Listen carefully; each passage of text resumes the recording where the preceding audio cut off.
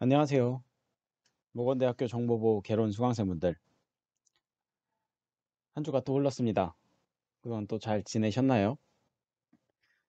오늘 강의 말미에는 이제 시험에 대한 공지, 그리고 시험을 어떻게 시행할지 방법에 대해서 나와 있으니까 끝까지 잘 들어주셨으면 좋겠습니다.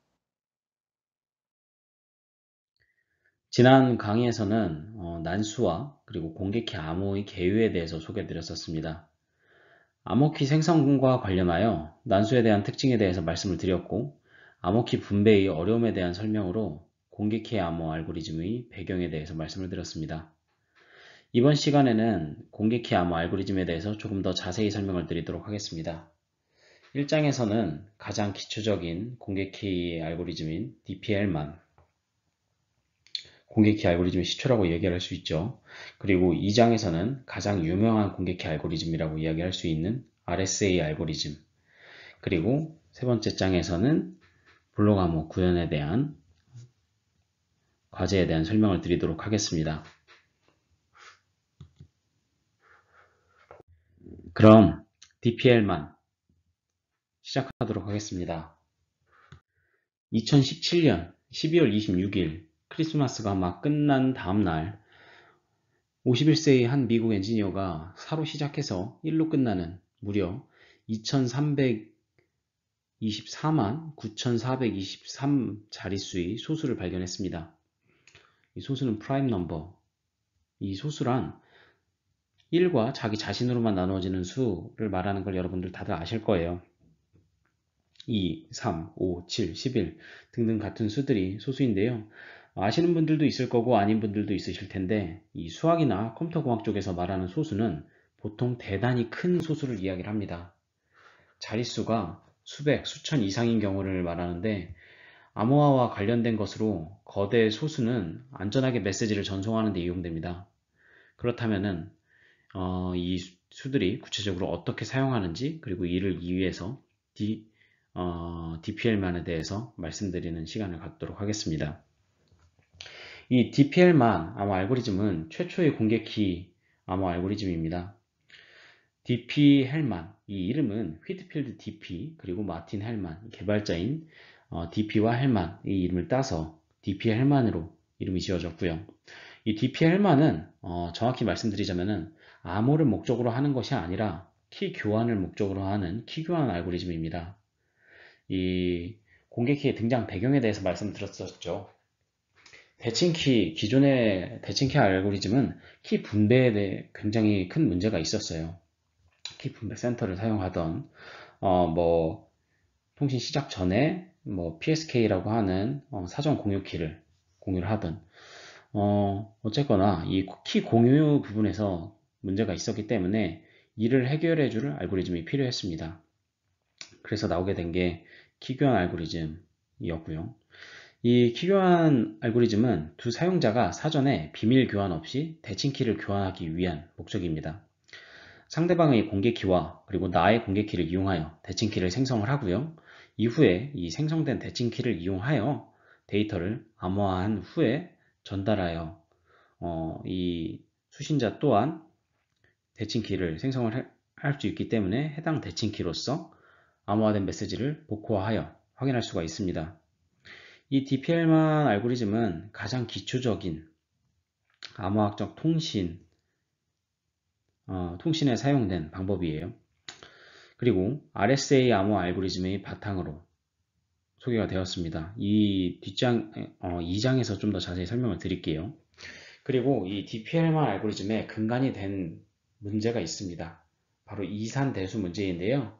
이 다음 페이지에서 설명을 드릴게요. 아래 사진 보시면은 피트필드 DP와 그리고 마틴 헬만이 어떻게 생겼는지 또 확인하실 수가 있어요.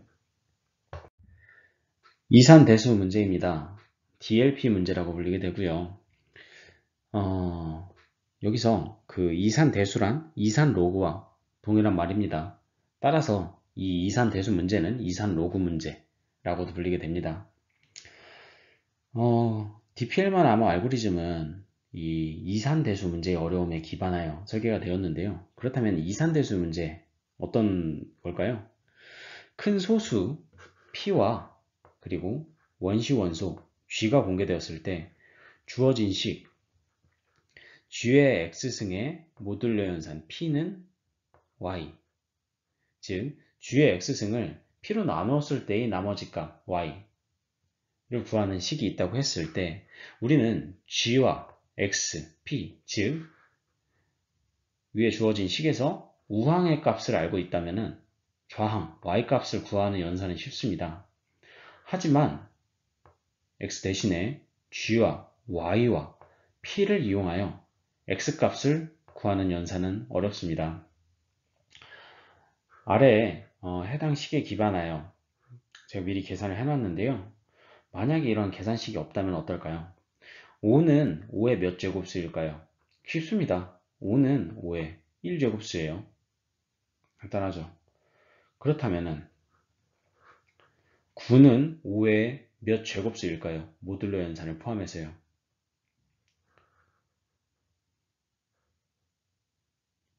9는 5의 10승에 모듈러 23을 했을 때 나오는 값입니다.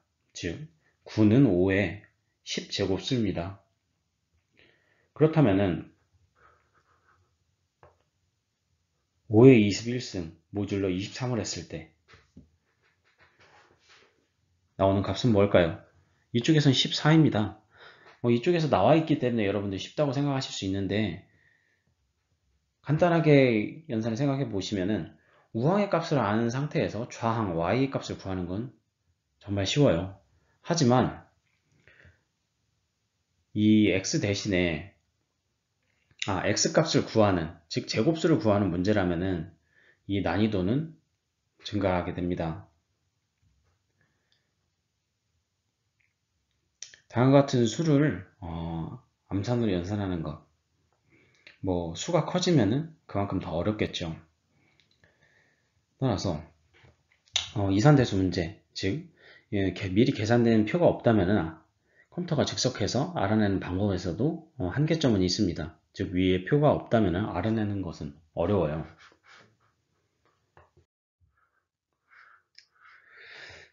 이 DPL만 키 교환은 앞서 말씀드렸던 이산대수 문제에 근거를 합니다. 또 다시 표현해 볼게요. 이산대수 문제를 x를 알고 있을 때 y는 알파의 x승, y 값을 구하는 건 쉽죠. 또 y를 알고 있을 때 x는 로그 알파의 y 표현한다고 하면은 x를 알기 어렵습니다. 앞서 이산대수 문제에 대해서 설명드린 페이지와 사실상 동일한 난이도의 이야기예요. 다른 말로 이 로그를 사용하여 풀어 쓴 거고요. 즉 y 계산은 용이하지만 x는 알기 어렵다는 해당 문제의 근거를 두고 있습니다. 앞서 말씀드렸듯이 소수 P와 원식은 G가 사용이 됩니다. 이 유저 A, 유저 B가 키교환을 원한다고 했을 때 소수 P와 그리고 원식은 G 공개를 우선적으로 진행을 합니다. 이때 1 이상의 G 그리고 G 이상의 P-1로 값이 지정이 되게 돼요. 그래서 G와 P의 범위에 대해서는 말씀을 드렸고요.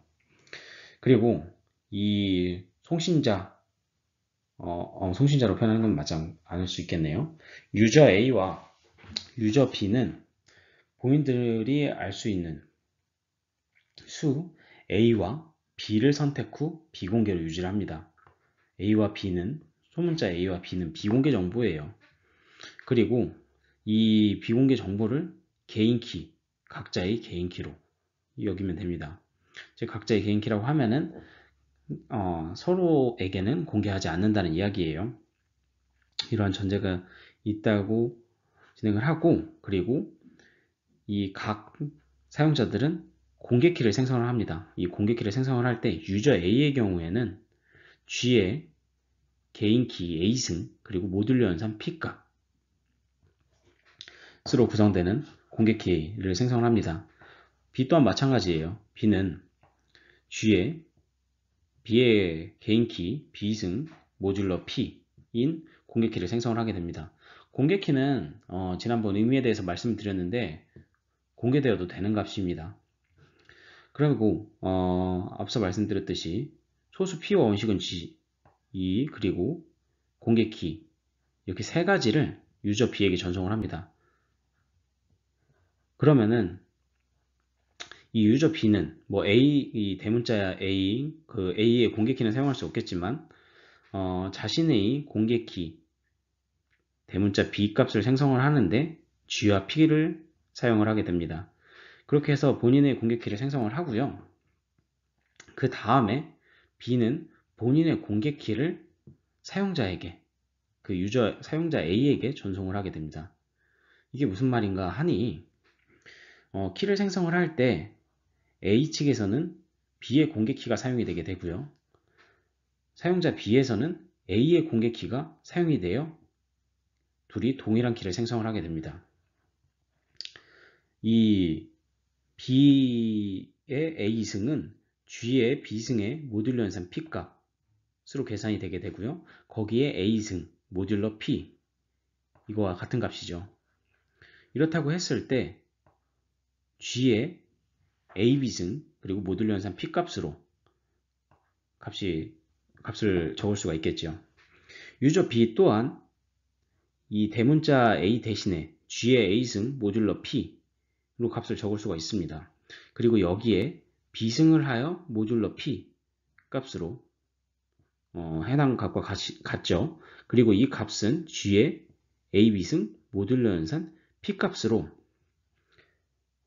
변환이 가능합니다. 즉 유저 A와 유저 B는 동일한 키값을 생성을 할 수 있다는 얘기예요.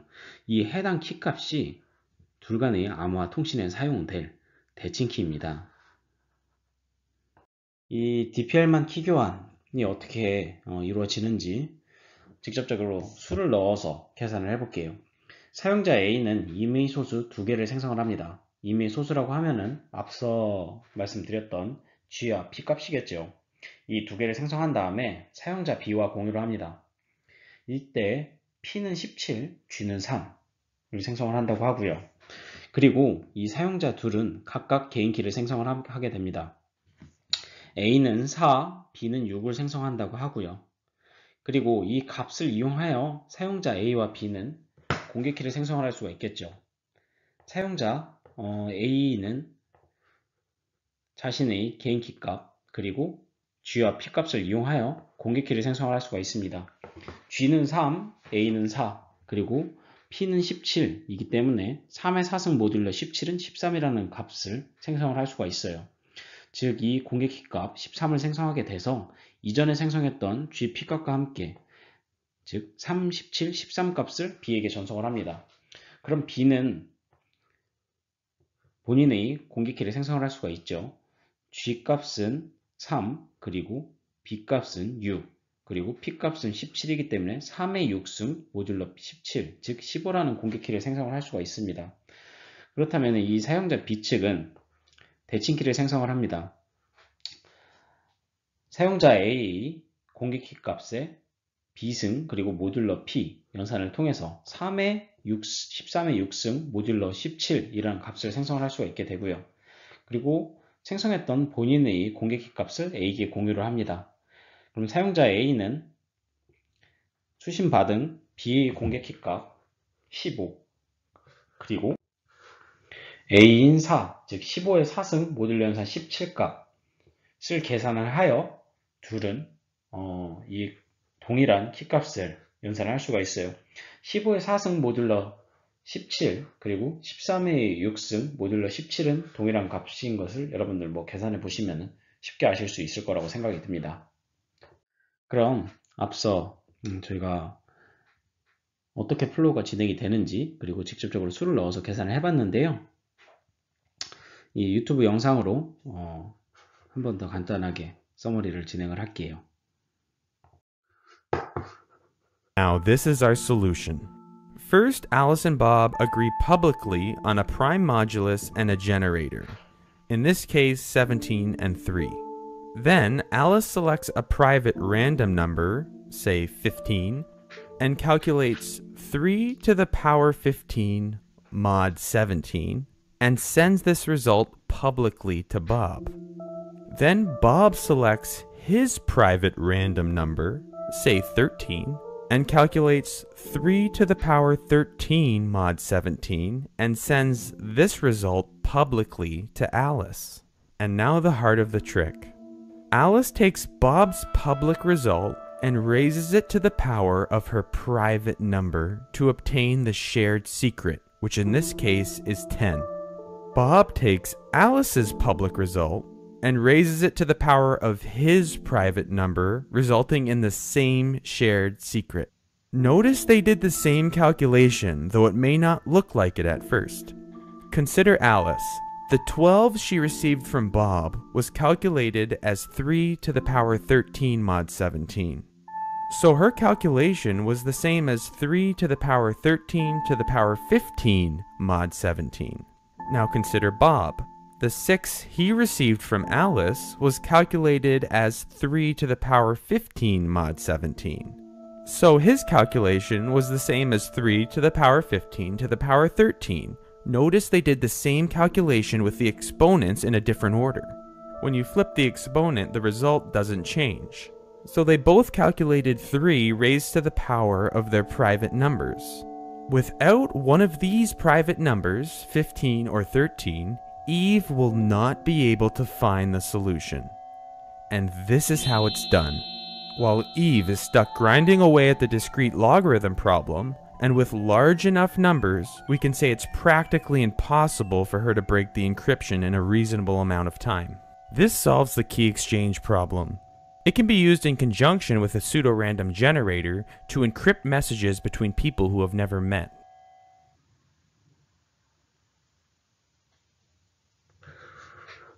DPL만은 키 공유 센터, 즉 신뢰할 수 있는 제3자를 이용하지 않고도 사전에 공유된 비밀키 없이 송수신자 간의 동일한 대칭키를 계산해내는 방법이었는데요.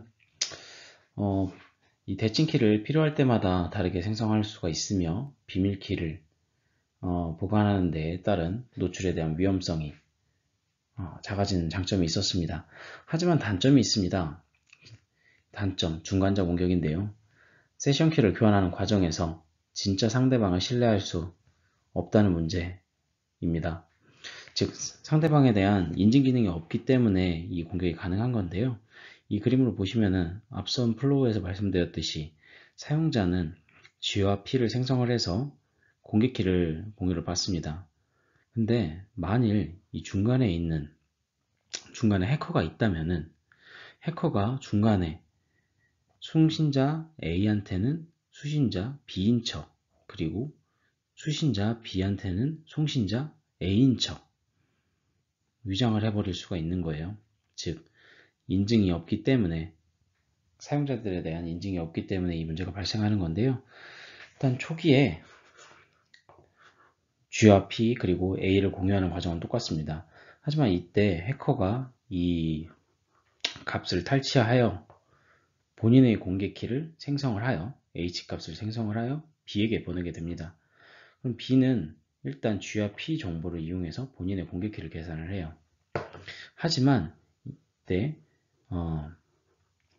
해커로부터 받은 공개키 값을 이용하여 키를 생성하기에 이릅니다.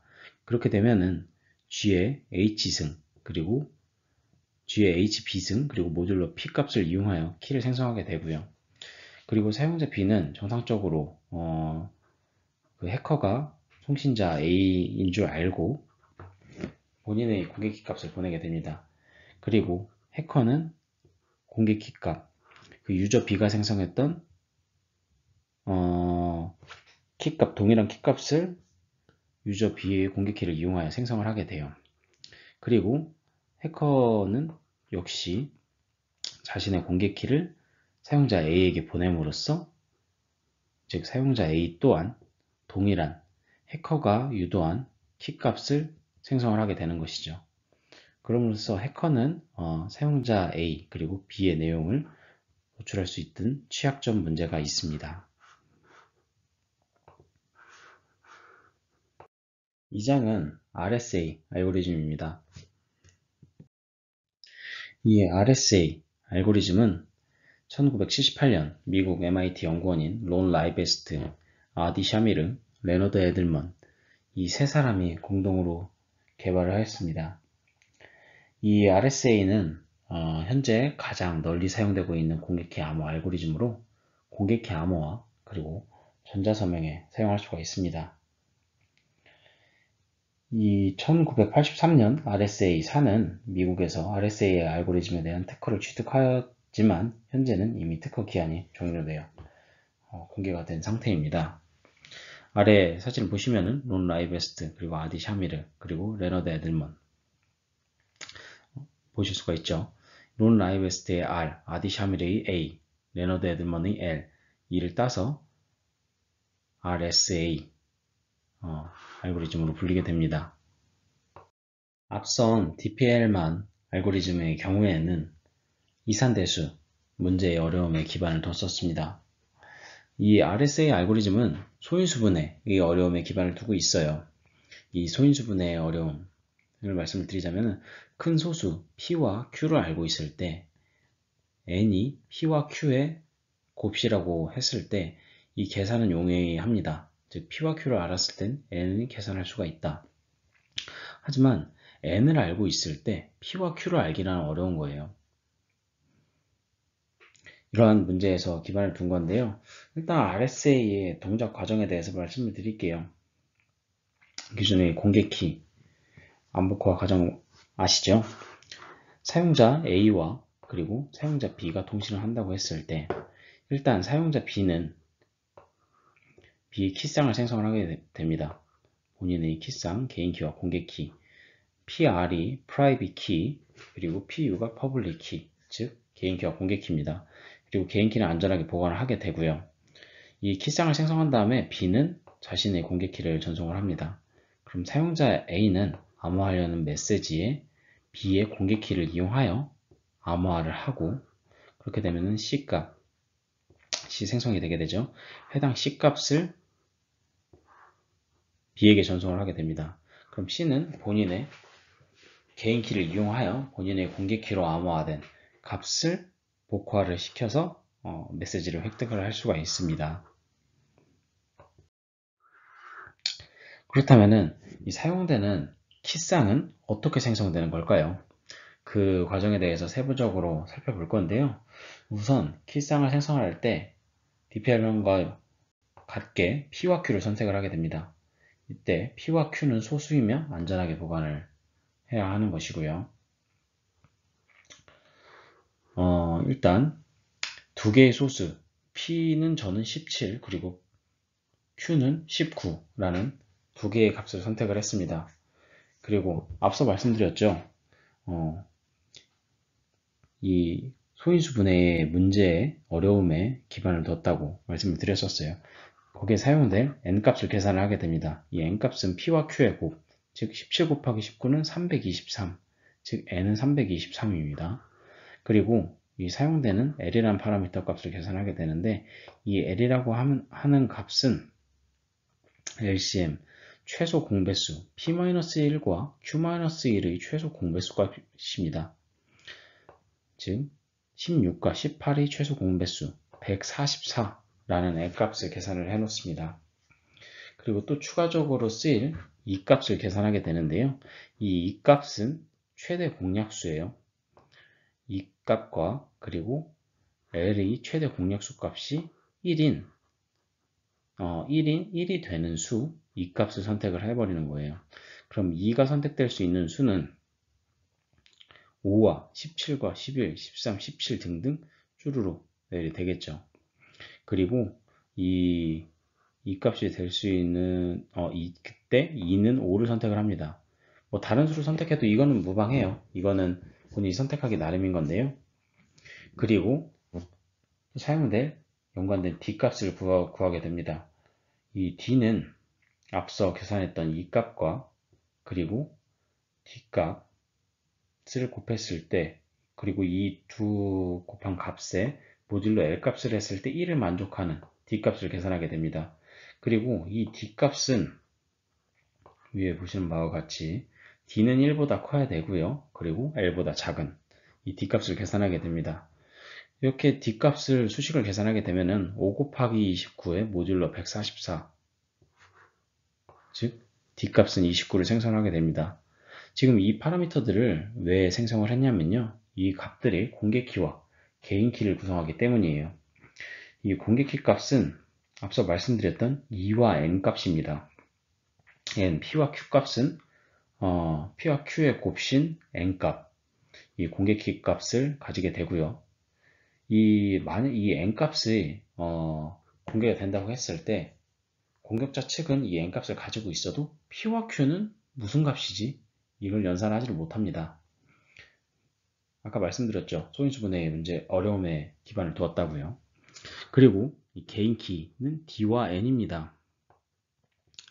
N 또한 앞서 말씀드렸던 이 D 값이 이용이 되고요. 이때 개인 키 값은 29,323으로 보여줄 수가 있습니다. 우리가 암호화를 진행한다고 했을 때 이런 공개키 값 2와 N 그리고 개인키 값 D와 N이 어떻게 사용되는지를 말씀드리면요. 사용자 A가 암호문을 만든다고 했을 때 메시지의 2승 모듈러 N 계산을 함으로써 우리는 암호문을 구할 수가 있습니다. 즉 공개키로 암호화를 진행을 하는 거예요. 공개키 값이 2와 n이기 때문에 우리는 메시지의 2승 그리고 모듈러 n 값을 계산하게 되면은 123의 메시지가 123이라고 가정을 했을 때 123의 5승 모듈러 323, 즉 255를 생성을 할 수가 있습니다. 그리고 복호화 과정에서 메시지는 암호화된 C의 D승 모듈러 n, 즉 이를 수식적으로 계산했을 때 225의 29승 모듈러 323, 즉 123이라는 메시지를 복호할 수가 있겠습니다. 앞서 제가 잘못 설명을 드렸던 것 같네요. 그냥 읽다 보니 그 공개키 2와 n 값이 5와 323이고요. 개인키 값 D와 n 값이 29와 323입니다. 제가 29,000 이런 식으로 읽어버렸네요. 다음과 같이 우리는 RSA 암호화와 그리고 복호화 과정에 대해서 살펴봤습니다. 좀 더 가볍게 플로우를 보시게 되면은 공개키는 공개키 값 PRNG 수도 랜덤 제너레이터에서 이 계산에 사용되는 이 값을 생성을 하게 되고요. 그리고 사용되는 파라미터 값들 소스 P 값 또한 이 생성기에서 생성을 하게 됩니다. 그럼으로써 우리는 2 곱하기 D 모듈러 L은 1을 만족시키는 각각의 E와 D와 L을 선택을 하게 되는 것이고요. 여기에 분간이 되는 소수 P, Q 값은 다음과 같이 생성을 할 수가 있습니다. 그리고 이 공개키로 사용되는 값은 EPQM 값이 쭈루루 공개키로 생성이 되게 되는 것이고요. 개인키 값 D와 E 값 또한 다음과 같이 생성이 되는 것을 보실 수가 있어요. 아래 보시면은 앞선 페이지에서는 세밀하게 수식들이 그러니까 킥상들이 어떻게 생성되는지 세밀하게 살펴봤지만 이 페이지에서는 정리해보자면은 L값과 그리고 최대 공약수 그리고 E와 그리고 D값이 어떻게 생성되는지 간단하게 정리해보자 하면은 다음과 같이 4줄로 정리할 수가 있을 것 같아요. 그런데 그러면 과연 이 RSA의 보안성은 어떻게 되는지에 대해서 살펴볼게요. 일단 암호 알고리즘의 보안성을 판단할 때 가장 첫 번째로 수행해야 되는 전수조사 브루트포스 공격입니다. 이 브루트포스 공격에 대한 RSA에 대한 보안성을 이야기를 해보고자 하면요. 우선 D와 E 값이 개인키라고 말씀을 드렸었죠. D와 N 값이 개인키라고 말씀을 드렸었죠. 이때 D의 후보가 되는 수를 순서대로 모두 복호화에 적용을 시도를 합니다. 만약에 D의 비트 수가 크게 된다면 클수록 어렵겠죠. 비트 수가 충분히 크면은 전수조사 공격으로 D를 찾아내는 것, 이거는 현실적으로 불가능해집니다. 앞선 수식에서 용연산을 통해서 D의 비트 수가 크다고 했을 때 이를 찾아내는 것은 당연지사, 현실적으로는 불가능해 보이고요. 그리고 RSA에서 P와 Q의 비트 수로서 512비트 이상을 사용하게 되며 그리고 N은 1024비트 이상을 사용하게 됩니다. 이때 이유는 E나 D는 N과 같은 정도의 크기로 할 수 있으므로 D를 찾으려면 1024비트 이상의 전사 공격이 필요한데 E는 현실적으로 불가능합니다. 양자 컴퓨터에서는 가능하다고 해요. 이후에 이런 소인수 문제에 대한 해결을 하기 위해서 슈어 알고리즘이라는 조금 더 가속화된 방법으로 찾을 수 있는 방법이 있는데 이 슈어 알고리즘에 기반하여 양자 컴퓨팅 연산을 하게 되면은 이는 양자 컴퓨팅이 뭐 현실적으로는 지금의 수준으로 어렵겠지만 완벽하게 이론상으로 개발이 된다면은 RSA에 대한 전수조사 공격은 가능할 것으로 얘기를 합니다. 하지만 현실적으로는 불가능하다라는 점을 말씀드리고요.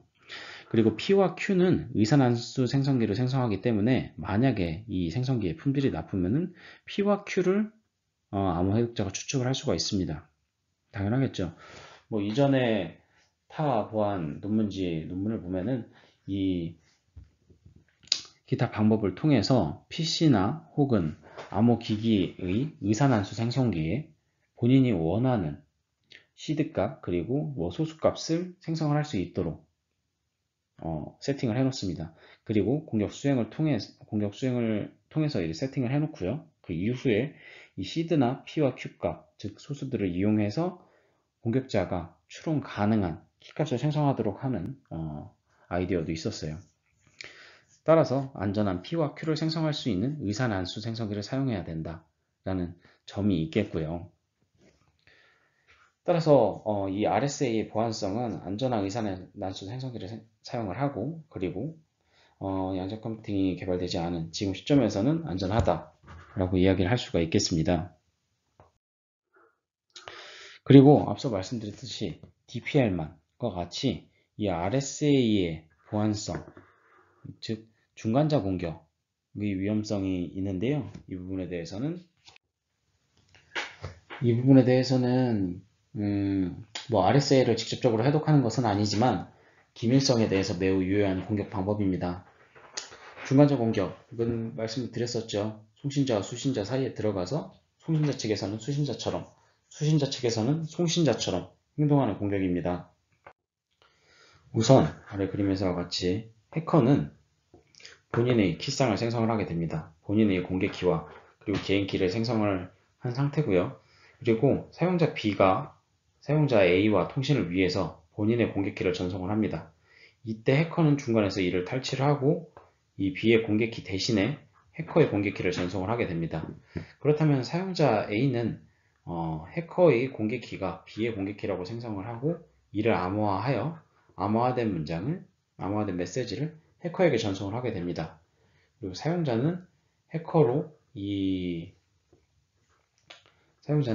해커의 공개키로 암호화 이후에 전송을 하게 되면 이 해커는 이를 탈취를 하여 메시지를 유출할 수가 있습니다.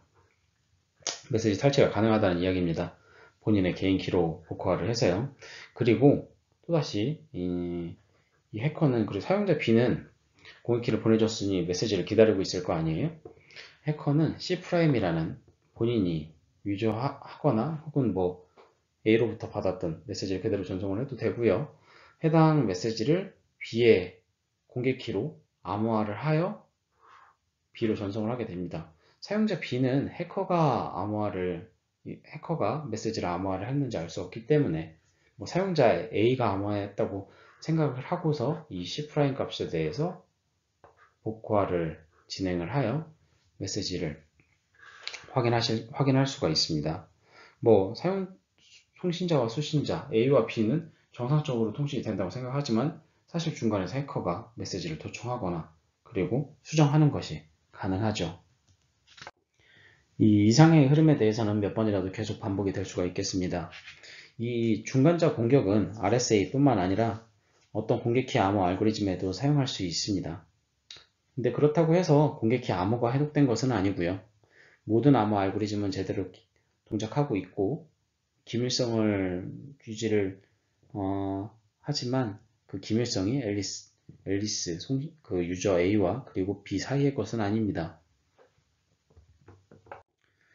이 부분에서 중간적 공격을 막기 위해서는 앞서 말씀드렸듯이 또 인증이 필요하겠죠. 그리고 해당 공개키가 정말 송신자의 것인지 확인하는 수단으로 인증이 필요합니다. 이래서 사용되게 되는 것이 공개키 기반 인증서예요. PKI 인증서인데 이 부분에 대해서는 이후에 나중 강의에서 인증 파트가 있기 때문에 이 인증 파트 부분에서 설명을 드리는 걸로 하도록 하겠습니다. 다음은 알고리즘별 키 길이입니다. 우리는 암호 알고리즘에 대한 안전성을 판단할 때 키의 길이 혹은 비트로서 표현을 합니다. 대칭 키가 80비트라고 했을 때는 이에 80승, 80비트의 안전성을 가진다고 이야기를 하고요. 그렇게 112, 128, 192, 256 등등의 키 길이를 가지고 이에 대해서 안전성을 가진다고 이야기를 합니다. 그렇다면 이 대칭 키의 경우에는 키의 길이에 의존을 하는데 이 RSA 그리고 DPL만 이 경우 또한 마찬가지겠죠. 사용되는 키의 길이 1024승, 2048승, 3072승, 등등 쭈루룩 나와져 있습니다. 근데 이 RSA 이후에 ECC라고 하는 알고리즘이 근래 많이 사용이 되고 있어요. ECC는 엘립틱 커브 크립토그래피, 즉 타원 곡선 암호의 줄임말인데요. 이 ECC로 구현을 하게 되면은 이 RSA 키 길이의 약 1024분의 160승의 길이로서 동일한 보안성을 제공을 할 수가 있습니다. 즉, 이 RSA가 1024승의 보안성을 지닌다고 했을 때 ECC는 160승, 즉 160비트로서 동일한 보안성을 제공을 할 수가 있어요. 그럼 2048은 ECC에서는 224 쭈룩 해서 RSA나 DPL만이 15360비트의 키길이 보안성을 가진다고 했을 때 ECC에서는 521비트의 키길이로서 동일한 보안성을 제공합니다. 대칭키와 그리고 공기키 간의 알고리즘별 키 길이, 즉 보안성을 표로 나타낸 그림이었는데요. 대칭키가 80비트, 이 80비트 대칭키에 대해서는 안전성 유지기간이 2010년부로 만료가 되었습니다. 대칭키 112비트, 그리고 공개키 2048비트, ECC 224비트의 암호에 대해서는 안전성은 2011년부터 2030년까지 권장이 되고 있어요. 이보다 큰 이후의 키길이들에 대해서는 2030년 이후. 아직은 많이 남았다는 이야기입니다. 이에 해당 알고리즘별 키 길이는 니스트에서 발간하는 문서에서 발췌를 한 것이고요. 이렇게 우리는 오늘까지 대칭키 그리고 공개키, 어떻게 암호 알고리즘이 암호화를 거치게 되는지에 대해서 살펴봤고요. 세부적으로 이제 대칭키 부분에서는 페이스텔 구조, 그리고 SPN 구조, 그리고 RSA에서는 어떻게 플로우가 진행이 되는지에 대해서 살펴봤습니다. 간단하게 예시까지도 살펴봤어요. AES, DES, DPL만 RSA 까지 살펴봄으로써 우리는 오늘 시간까지 공개키까지 살펴봤습니다. 그리고 마지막으로 중간고사 관련하여 말씀드리고 강의 마치도록 하겠습니다. 네, 중간고사 시험은 실시간으로 진행할 예정입니다. 실시간으로 진행을 하고 시험 방법은 마이크로소프트 팀즈 프로그램을 사용할 예정입니다. 다들 이 프로그램은 한 번씩 사용해 보셨을 거라고 생각이 들어요. 제가 마이크로소프트 팀즈로 반을 개설을 하고 여러분들 추강 인원 50명을 초대를 했습니다. 이 팀즈를 이용해서 시험을 할 예정이고 일시 같은 경우는 문제 게시 그리고 문제 회수까지 1시간 반가량을 시험 시간으로 제공할 예정이에요. 다음 주 같은 경우는 수업을 진행하지 않는 주라고 학과에서 전해 들어서 따라서 그 다음 주에 시험을 진행할 예정입니다. 그 말인 즉슨 오늘 수강한 범위까지 시험에 출제될 예정입니다. 따라서 11월 6일 금요일 오후 3시부터 11월 6일 금요일 오후 4시 반까지 수강할 예정이에요. 그 우측에 보시면은 이미 시험 문제는 다 출제를 했어요. 그리고 제가 예약을 걸어놨기 때문에 해당 시간에 이 해당 시험 문제가 게시되고 회수될 예정입니다. 총 문안수는 5문제입니다. 뭐 간략하게 말씀을 드리자면은 이 정보보호 개론 수업, 이 정보보호에 대한 간략한 설명, 그리고 저희가 암호화에 대해서 배웠죠. 암호화의 분류, 뭐 저희가 대칭키, 비대칭키에 대해서 배웠습니다. 그리고 뭐 각각의 세부 기술들에서도 배웠고, 그리고 결국엔 대칭키와 공개키, 이 차이는 무엇인가 등 이런 정도의 레벨로 낼 예정이고요. 디테일한 기술적인 부분, 뭐 AES는 뭐 몇 블록으로 들어가서 그 안에서 뭐 쉬프트, 뭐 믹스 등등의 기법을 거친다. 이런 정도의 레벨은 나오지는 않을 거예요. 앱스트랙트한 레벨로 나올 거기 때문에 여러분들 큰 그림 위주로 보시고 시험에 임해 주시면 될 것 같습니다. 제가 마이크로소프트 팀즈에 그 반을 개설을 하고 거기에 이 대화를 하나를 공지글을 올렸어요. 여러분들 총 수강 인원이 50명이기 때문에 그 50명이 팀즈 프로그램에 접속할 수 있다는 것을 그 제가 올렸던 공지의 댓글을 보시고 확인 완료라고 글을 써주시면은 저는 여러분들이 팀즈에 정상적으로 접속을 할 수 있다로 알 수가 있겠죠. 그런 방법으로 여러분들이 팀즈에 접속할 수 있는지 여부를 스스로 확인하신 다음에 댓글을 하나씩 남겨주시면 좋겠습니다. 꼭 남겨주셔야 돼요. 제가 이 11월 6일 오후 3시에 딱 시험을 시작한다고 말씀을 드렸기 때문에 그 이전까지 여러분들이 댓글을 완료를 해주셔야 됩니다. 댓글 완료의 경우에는 다음 주 이 강의가 결국에는 11월 1일까지 강의가 게시될 예정이거든요. 11월 1일 이전까지 여러분들이 확인하시고 댓글을 남겨주셔야 됩니다. 이 부분 인지하시고요. 뭐 주간식, 객관식 섞긴 했는데 뭐 여러분들 뭐 객관식은 기대하시지 마시고 주간식으로 문제가 출제된다는 점, 주간식이 주된 문제로 출제된다는 점 아시고 시험에 임하시면 될 것 같습니다. 오늘 강의는 여기까지였습니다. 여러분들 40분여 고생 많으셨고요. 그리고 다 다음 주 시험에 뵙겠습니다.